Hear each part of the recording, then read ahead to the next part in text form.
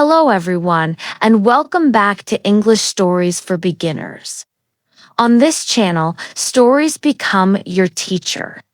We practice with the shadowing technique. Listen carefully, then repeat after me. Copy my voice, my speed, and my feeling. This trains your brain to think in English instead of translating. Today's story is called I Went to Florida. You will practice real travel English for airports and security, hotel check-in, public transportation, asking directions, weather warnings, and simple conversations about beaches, nature, and food in Florida. Stay until the end, and your rhythm and pronunciation will grow step by step. Are you ready? Let's begin. Landing in Miami. My name is Anna. I arrived at Miami International Airport on a warm afternoon. The air felt humid and soft around my face. At passport control, the officer asked, "Purpose of your trip?" I answered, "Tourism and learning. Just 4 days." He checked the screen, stamped my passport, and said, "Enjoy Florida." I followed bilingual signs to baggage claim and found my suitcase safely. I checked the tag to confirm my name and flight number. Ground transportation choices. The board listed metro rail, taxis, ride shares, and shuttles. I compared prices on my phone and checked the city map. The orange metro rail line went downtown with frequent service. A staff member pointed to the ticket machines and explained the zones. I bought a day pass, saved the receipts, and kept a small bill for tips. On the platform, I practiced my stop name 3 times to remember it. The train arrived with a soft chime, and the doors slid open smoothly. I stood near the map and counted the stations before mine. Hotel check-in. My hotel lobby was cool and bright after the humid street. I politely handed my passport and credit card to the clerk. She said, "2 nights or more?" With a friendly smile, I said, "4 nights, please. High floor if possible." She handed me a key card and a small city map with notes. She circled grocery stores and a pharmacy nearby for water and sunscreen. I asked about breakfast hours and late checkout options. She wrote them on the key wallet for me. First walk on Miami Beach. Near sunset, I reached the beach path lined with palms. Art Deco buildings glowed in soft pastel colors behind me. I took off my shoes and touched the warm sand with my toes. A sign read, "Rip currents. Swim near lifeguards. Red flag. Strong surf." I put those phrases in my notebook to learn later. I watched gentle waves and listened to the ocean's steady rhythm. Joggers passed by with headphones and steady steps. The sky turned pink, then orange, then deep blue. Little Havana conversation. The next morning, I visited Little Havana's main street. A cafe smelled like strong Cuban coffee and fresh pastry. I asked, "What do you recommend for a first-timer?" The barista smiled. Colada and guava pastry are classics. I practiced a polite phrase. "Could I have it to go, please?" I thanked her, sat outside, and wrote new words in my notebook. 2 musicians played a soft melody on the corner. I learned pastelito, cortadito, and ventanita. Weather check and safety. Clouds gathered quickly in the afternoon heat. The forecast showed a thunderstorm within 1 hour. The hotel desk advised, "Stay indoors during lightning." I adjusted my plan and chose a museum instead of the pier. Travel means watching the sky and changing the schedule calmly. I packed a light rain jacket and a compact umbrella just in case. I also turned on severe weather alerts on my phone. Preparation made the change feel easy. Day trip planning, Orlando. I wanted to visit the theme parks in Orlando. I checked train and bus options for the early morning. The fast train schedule aligned well with my plans. I booked a seat and received a QR code by email. At the hotel, I asked to print the ticket as a backup. 2 copies made me feel calm and prepared for delays. I set an alarm for the station arrival time. I also pinned the station location on my map app. Train to Orlando. The station was clean, modern, and easy to navigate. A sign said, "Boarding begins 15 minutes before departure." I lined up with other passengers and kept my ID ready. On board, I found a charging outlet by my window seat. I labeled my bag with my name and phone number. The train rolled north through flat green land and bright sky. Announcements were clear and repeated before each stop. I reviewed the park map while sipping water. Theme park basics. Orlando was busy, cheerful, and full of color. At the entrance, staff scanned my ticket and did a quick bag check. I studied a map with icons for rides, shows, and restrooms. I asked, "Which route has shorter lines this morning?" A guide pointed to the left path and circled a show time for me. I repeated back, "Left path, show at 11" to confirm the details. I set a timer 10 minutes before the show. I walked efficiently and saved energy. Inline English. Waiting in line, I practiced friendly small talk. I said, "Is this your first time here? Or are you regulars?" A family smiled. "We come every summer for a week." They taught me single rider line and height requirement. I wrote them down and listened to safety announcements. The show began and I laughed like a child again.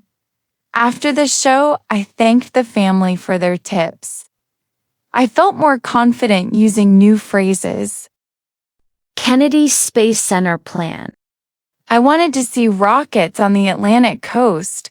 I checked the bus schedule to the Space Coast for tomorrow. I packed water, a hat, and extra sunscreen for open areas. A forum suggested arriving early for fewer crowds. I added ask about guided tour times to my plan. Curiosity became a simple list of steps I could follow. I also bookmarked an exhibit on reusable rockets. Space vocabulary excited me. Rockets and questions. The rocket garden stood tall against a clear blue sky. A guide explained launch windows, heat shields, and stages. I asked, "Where can I learn more about re-entry heat?" He pointed to a short film in the next hall with diagrams. I practiced pronunciation, trajectory, orbit, payload, and booster. Each word felt new and strong in my mouth. I whispered them twice to fix the sounds. Science felt friendly when spoken slowly. Everglades Awareness. Back in Miami, I booked an Everglades tour by airboat. The guide reviewed safety. Do not feed wildlife, stay on paths. I repeated the rule out loud to remember it. We moved slowly across wide water and tall sawgrass. A sign warned alligator habitat. Keep distance at all times. Respect for nature became a simple daily habit. I kept my hands inside the boat and my camera strapped tight. Silence made the landscape feel larger. Keys Daydream. I could not reach Key West on this trip, but I penciled a plan for the future visit. Bus times, car rentals, and sunset at Mallory Square went on my list.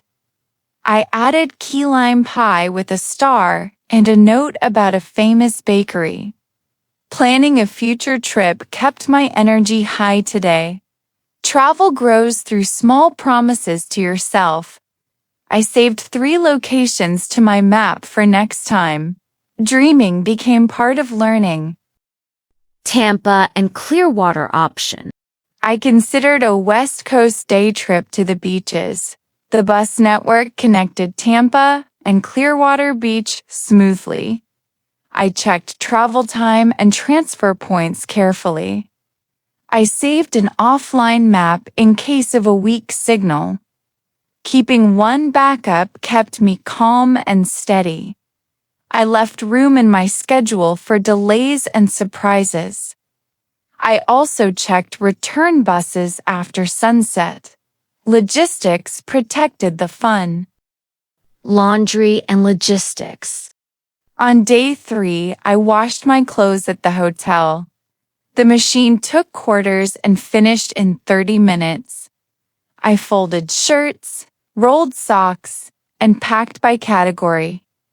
I put tomorrow's outfit at the top of the bag. I refilled my small bottle with SPF sunscreen again. A simple order saved energy for learning and speaking. I threw away old receipts and kept only essentials. A light bag made travel easier. Asking for directions clearly. At a large mall, 2 exits had similar names. I asked a guard, "Excuse me, which exit goes to the bus stop?" He pointed and said, "Take the south exit, then turn right." I confirmed aloud, "South exit, then right to the bus," slowly. He nodded, and I thanked him for the clear help. Clear questions bring clear answers every time. I followed the signs and found the stop immediately. I arrived 2 minutes before the bus. Airport return routine. My final morning arrived gently and on time. I checked out and asked for a printed receipt for records. The shuttle to the airport ran every 30 minutes. At the terminal, I went to my airline's bag drop desk. The agent tagged my suitcase and said, "Gate H12, boarding at 2:10. I repeated, "H12, boarding at 2:10, and wrote it on my pass. I set a phone alarm 20 minutes before boarding. I also checked the departure screens again. Security and gate check. At security, I placed liquids in a clear 1-quart bag. I removed my laptop and followed the officer's instructions. After the check, I found my gate and checked the screen again. The time, the city, and the gate number matched my ticket. I set a silent alarm 15 minutes before boarding began. Small alarms protect big plans and calm the mind. I filled my bottle at a water station near the gate. I stretched my legs before the long flight. What Florida taught me. Florida taught me to respect the weather and the sun. It taught me to carry water, sunscreen, and a light jacket. It taught me to ask short, clear questions and repeat answers. It taught me to balance firm plans with gentle flexibility. I arrived as a visitor with curiosity and an open notebook. I left with calm habits I can use anywhere I travel. Travel is practice, and practice becomes confidence. Confidence grows one clear sentence at a time. Great job today. You listened, repeated, and shadowed each line with me. I went to Florida shows that travel success comes from clear questions, calm, confirmations, weather awareness, and simple safety habits. Shadowing is the same. One line at a time, your English becomes smoother and more natural. If you enjoyed this story, please like the video, share it with a friend, and subscribe to English Stories for Beginners for more shadowing practice. Turn on the notification bell so you never miss a new story. One page, one story, one step your English will grow. Thank you for learning with me. See you in the next video.